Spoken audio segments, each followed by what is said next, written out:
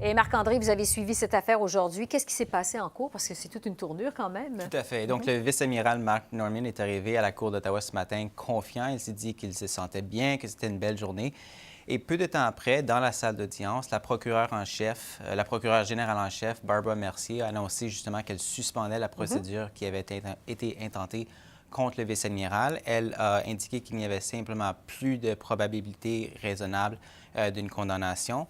Ce qu'il faut savoir, c'est qu'au mois de mars, l'équipe de la Défense a approché l'équipe de la Couronne avec de nouvelles preuves. Oui. Et selon Mme Mercier, la procureure générale, ces nouvelles preuves sont venues mettre la lumière sur le contexte qui entourait toute cette affaire, qui montrait vraiment la complexité. Et donc, c'est à la lumière de ces informations qu'elle a pris sa décision. Mme Mercier a quand même indiqué que le vice-amiral avait agi de manière inappropriée, mais que ça n'atteignait pas le niveau de la criminalité.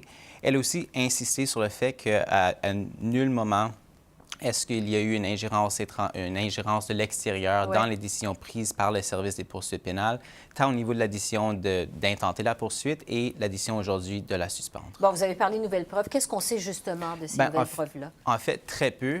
Donc, l'avocate de la Couronne n'a pas trop voulu s'aventurer là-dessus. L'avocate principale de Mark Norman, Mary Henin, a indiqué que, en fait, ce seraient des preuves qui seraient détenues par le gouvernement, qui remonteraient à l'époque du gouverneur Harper, mais que ces preuves, en fait, que la GRC, la Couronne, ignorait même l'existence de ces preuves avant que l'équipe de la Défense leur amène. Elle a aussi souligné, il faut le mentionner, que ça fait des mois et des mois, 6 mois en fait, que l'équipe de la Défense tente d'obtenir des documents du gouvernement fédéral sans succès.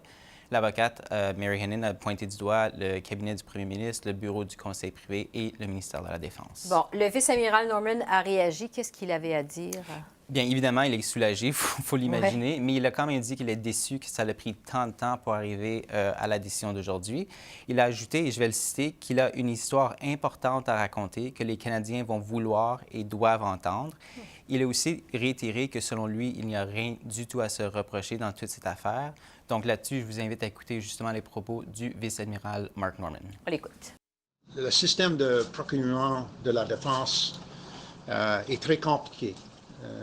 C'est pas simple et c'est aussi dégoûtant d'une façon. Et quand je pense à ce qui est passé dans cette situation spécifiquement, j'ai confiance que tout ce que j'ai fait, c'était dans les intérêts de la Marine Royale Canada, les Forces armées du Canada, puis les Canadiens et Canadiennes. Donc, le vice-amiral a aussi indiqué qu'il a l'intention de retourner au travail au sein des Forces armées du Canada et qu'il espère reprendre son ancien poste de vice-chef d'état-major de la Défense. Merci beaucoup, Marc-André.